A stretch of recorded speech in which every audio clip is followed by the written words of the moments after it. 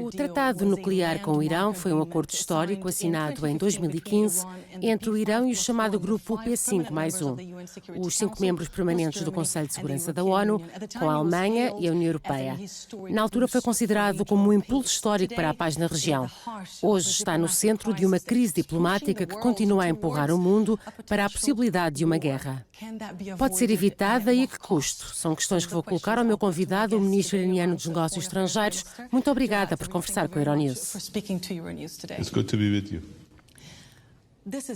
Aqui está, o Plano de Ação Conjunto Global. 159 páginas, a obra-prima que ajudou a negociar durante mais de 20 meses. Diz que é o melhor acordo possível e que não é negociável. Mas este documento luta para continuar vivo há mais de um ano. Ainda acredita que ele pode sobreviver sem os Estados Unidos? Well, I believe the United States was a part of this deal. The United States negotiated. Os Estados Unidos são uma parte e foram uma parte deste acordo. Os Estados Unidos negociaram este acordo.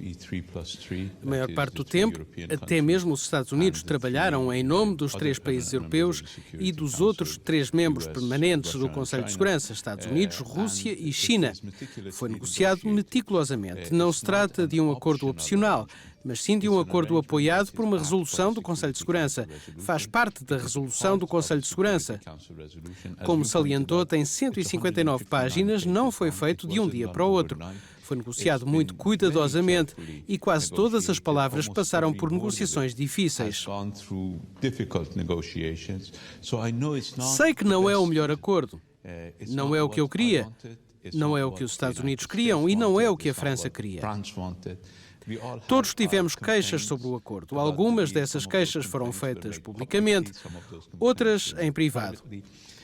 Mas é disso que se trata, um acordo multilateral. Não é possível conseguir tudo o que se quer. Caso contrário, não seria um acordo. Disse na altura que era o melhor acordo possível. O melhor possível.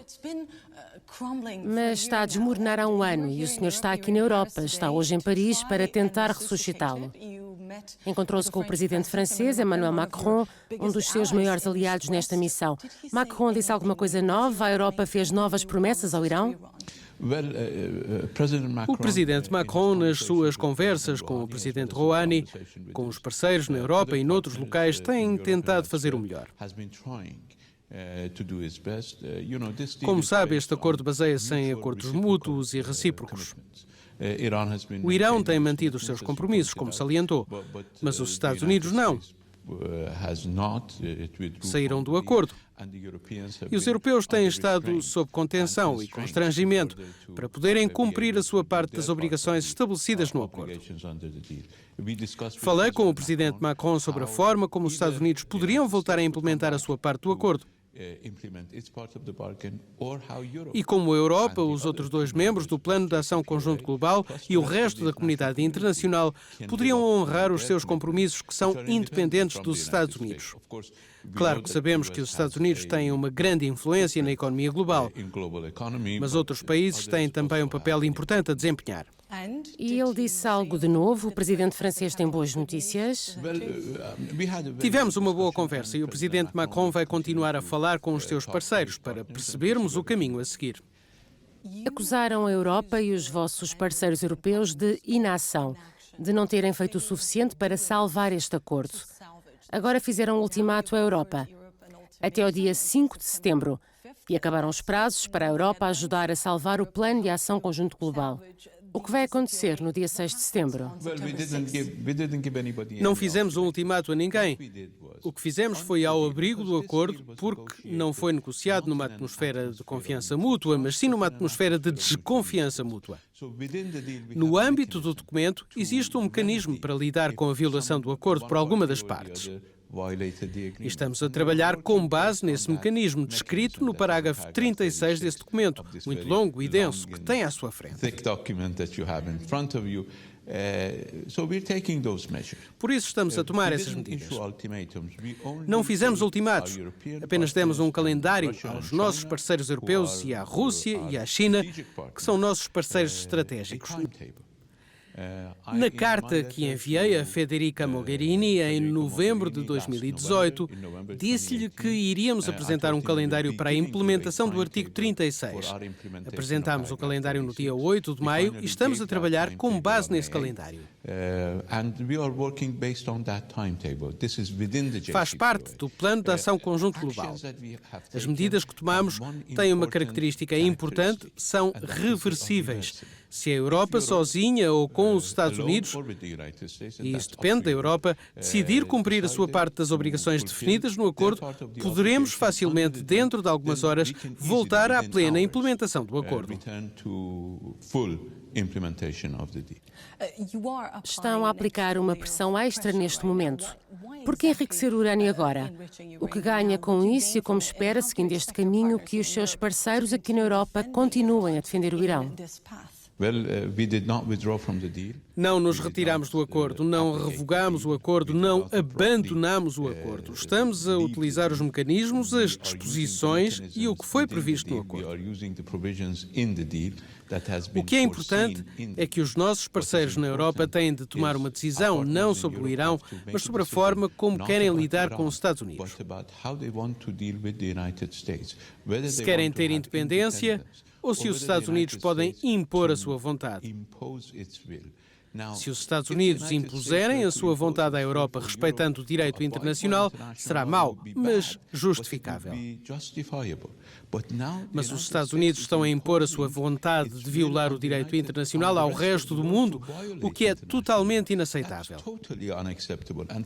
O futuro da Europa baseia-se no multilateralismo e no Estado de Direito.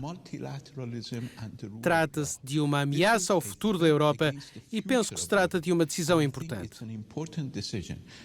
Estamos satisfeitos por o presidente Macron assumir a liderança, mas sabemos que a Europa quer ser capaz de tomar as suas próprias decisões e não permitir que outros tomem decisões por ela. O seu porta-voz chegou ao ponto de dizer: não temos esperança, não confiamos em ninguém nem em nenhum país. É um quadro diplomático bastante sombrio. Quem são os seus amigos atualmente? Nas relações internacionais queremos envolver-nos com todos, mas só confiamos no nosso próprio povo. Colocamos a nossa confiança no nosso povo e foi por isso que conseguimos sobreviver durante 40 anos à pressão do exterior e vamos continuar a sobreviver. Não significa uma política externa de isolamento. Na verdade, estamos empenhados na nossa região. Estamos empenhados na luta contra o terrorismo. Estamos empenhados na luta contra a agressão e continuaremos a desempenhar um papel ativo na comunidade internacional.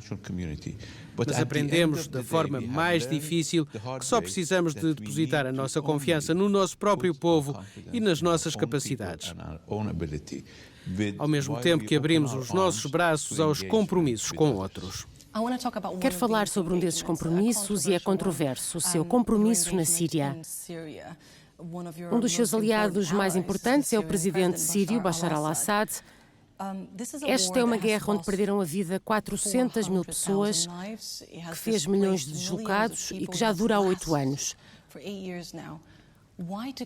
Por que continuar a apoiar Assad apesar de todas as provas do que ele fez contra o próprio povo? O problema é que não foi Assad que começou esta guerra. Foi uma guerra imposta ao presidente, à cidade e às pessoas. Agora o registro é muito claro. Alguns dos aliados ocidentais ajudaram o Daesh, ajudaram o ISIS, ajudaram a Al-Nusra. Alguns ainda financiam a Al-Nusra. Se ele não tivesse lutado contra o Daesh, agora eles teriam a sua capital em Damasco, em vez de serem uma organização sem território.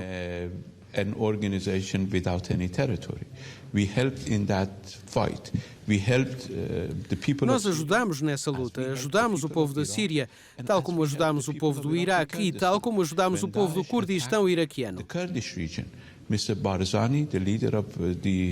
Quando Daesh atacou a região curda, o Sr. Barzani, líder do governo regional curdo do Iraque, chamou toda a gente, chamou os Estados Unidos, chamou os outros, ninguém ajudou.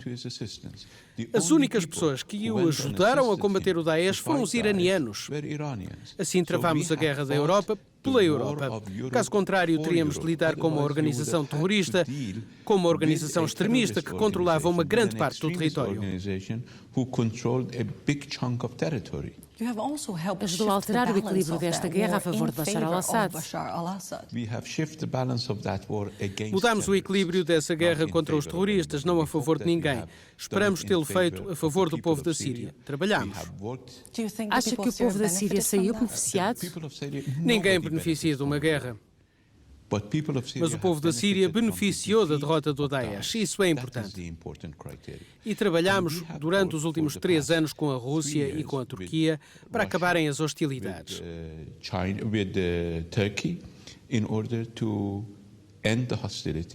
Conseguimos avanços. O único plano que funcionou nos últimos 4 anos, desde 2015, foi o Acordo de Astana e continuamos a trabalhar nesse sentido. Estamos quase a finalizar uma comissão constitucional para a Síria. Por isso estamos a avançar e creio que é um contributo importante para a paz e estabilidade regionais.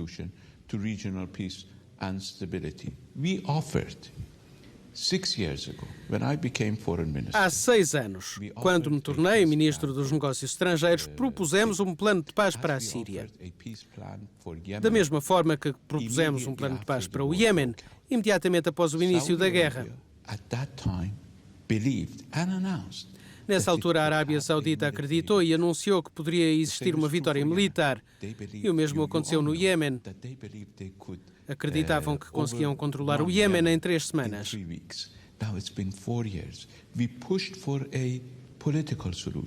Já passaram 4 anos. Insistimos numa solução política, mas os aliados ocidentais na região esperavam uma solução militar e não esperaram. Foi preciso morrer muita gente para compreenderem que não haveria qualquer solução militar. Enumerou uma série de guerras e já anteriormente afirmou que o Irão nunca iniciou uma guerra, que não vai iniciar uma guerra, mas esteve muito perto, muito recentemente, com as tensões no Golfo. Qual é o ponto de não retorno de Teherão? Um conflito com os Estados Unidos pode estar a caminho? Que tipo de conflito? Nunca começámos uma guerra, mas nunca aceitámos uma agressão. Estamos no Golfo Pérsico por uma razão, ele está perto das nossas fronteiras. Temos 1.500 milhas de costa com o Golfo Pérsico.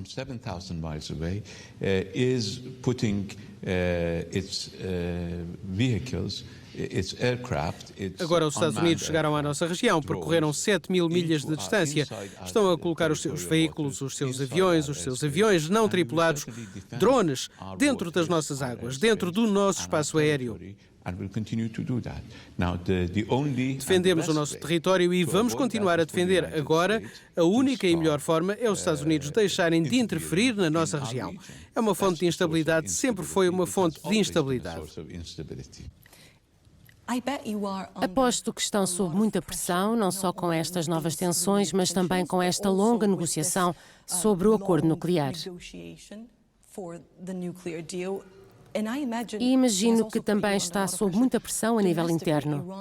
O Irão vai realizar eleições parlamentares no próximo ano e eleições presidenciais em 2021.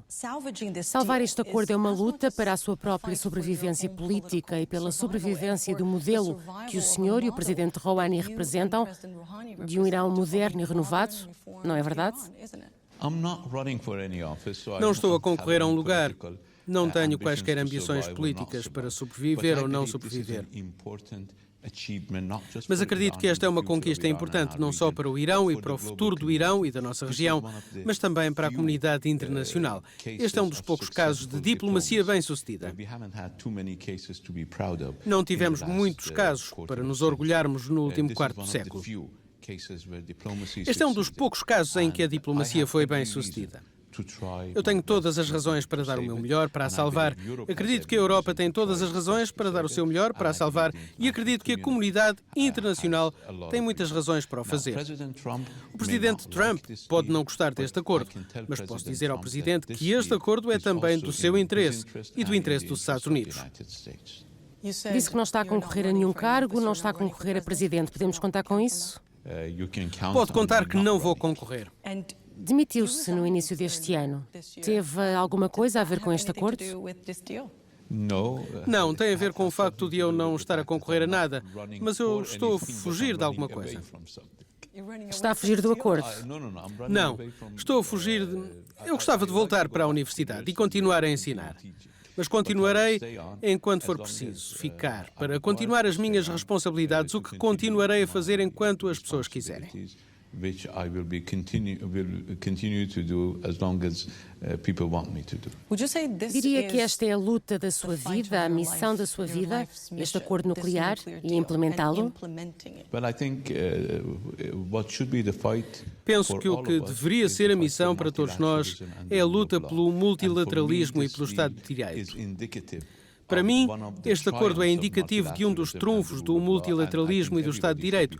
Penso que todos deveriam lutar por ele. Eu irei certamente lutar por ele, porque sei como é difícil chegar a um acordo como este e como é impossível renegociar um acordo como este. No entanto, por causa do impasse no acordo, a vossa economia está a ter consequências negativas. A inflação deve atingir os 50% este ano e o PIB deverá contrair 6%. Não é razão suficiente para aceitar uma visita à Sala Oval, uma visita que já disse que rejeita? Eu paguei o preço por isso, fui sancionado pelos Estados Unidos, mas está tudo bem. Se eu pagar um preço pessoal por me recusar a negociar sob coação, falo-ei em qualquer momento.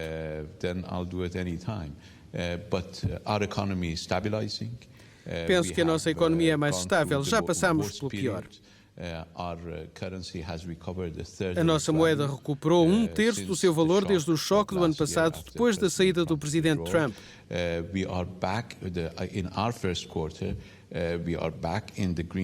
Estamos de volta ao verde sem crescimento. Sofremos tremendamente no ano passado e os Estados Unidos são responsáveis por enormes danos no Irão. Milhares de milhões de dólares que um dia terão de pagar. Um dia terão de pagar. Muito obrigada por esta entrevista. Senhor Ministro, acha que o Presidente dos Estados Unidos, Donald Trump, leu este acordo? Penso que não há muita gente que tenha lido este acordo. Eu não culparia o Presidente Trump se ele não tivesse lido o acordo, mas eu acho que ele deveria. Quer enviar-lhe este? Podemos fazê-lo em seu nome, se quiser.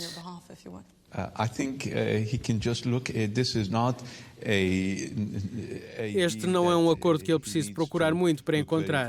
É um documento do Conselho de Segurança.